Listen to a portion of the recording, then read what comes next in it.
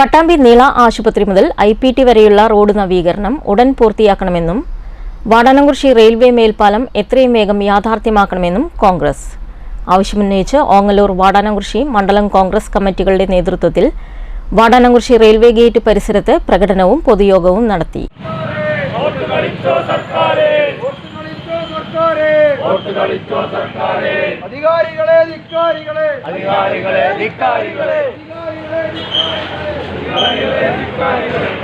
വാടാനംകുറിശി മലബാർ സോമിൽ പരിസരത്ത് നിന്നാണ് പ്രകടനം ആരംഭിച്ചത്.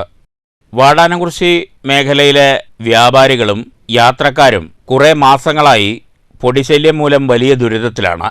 വീടുകളിൽ ഭക്ഷണം പാകം ചെയ്യാൻ പോലും പറ്റാത്ത അവസ്ഥയാണെന്നും പരാതിയുണ്ട്. ഈ സാഹചര്യത്തിലാണ് കോൺഗ്രസ് സമരവുമായി രംഗത്തെത്തിയത്. എത്രയും വേഗം സാധാരണക്കാരുടെ പ്രശ്നങ്ങൾ പരിഹരിക്കാൻ പാതയിലെ ടാറിംഗ് ഉടൻ പൂർത്തീകരിക്കണമെന്നും റെയിൽവേ മേൽപ്പാലം എത്രയും വേഗം യാഥാർത്ഥ്യമാക്കണമെന്നും മണ്ഡലം കോൺഗ്രസ് കമ്മിറ്റി ആവശ്യപ്പെട്ടു. പൊതുയോഗം യൂത്ത് കോൺഗ്രസ് സംസ്ഥാന ജനറൽ സെക്രട്ടറി OK ഫാറൂഖ് ഉദ്ഘാടനം ചെയ്തു. യഥാർത്ഥത്തിൽ ഈ പാലം പണി 90%, 95% പൂർത്തീകരിച്ചതിന് ശേഷം മാത്രമാണ് ഇവിടെ പണി തുടങ്ങാൻ പാടുള്ളൂ. പക്ഷെ ഇവിടെ എന്താണ് ചെയ്തിരിക്കുന്നത് എന്ന് മനസ്സിലാകുന്നില്ല. അശാസ്ത്രീയമായ ഒരു റോഡ് നിർമ്മാണമാണ് നടക്കുന്നത്. ഈ അശാസ്ത്രീയമായ റോഡ് നിർമ്മാണം നടക്കുമ്പോൾ ജനപ്രതിനിധിക്ക് എന്താണ് പറയാനുള്ളത്?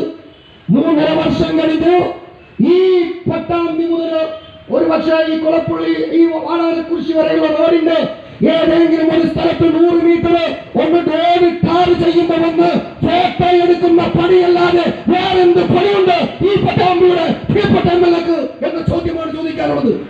വാടാനംകുറിശി മണ്ഡലം കോൺഗ്രസ് പ്രസിഡന്റ് P. രൂപേഷ് അധ്യക്ഷത വഹിച്ചു. DCC general secretary PK Unnikrishnan master മുഖ്യപ്രഭാഷണം നടത്തി. ഓങ്ങല്ലൂർ മണ്ഡലം Congress president EP Yusuf, Aziz Pattambi, TT Saleem, PK Abubakar Siddique, CP Babu, A. Srinivasan, CT Aziz തുടങ്ങിയവർ പ്രസംഗിച്ചു.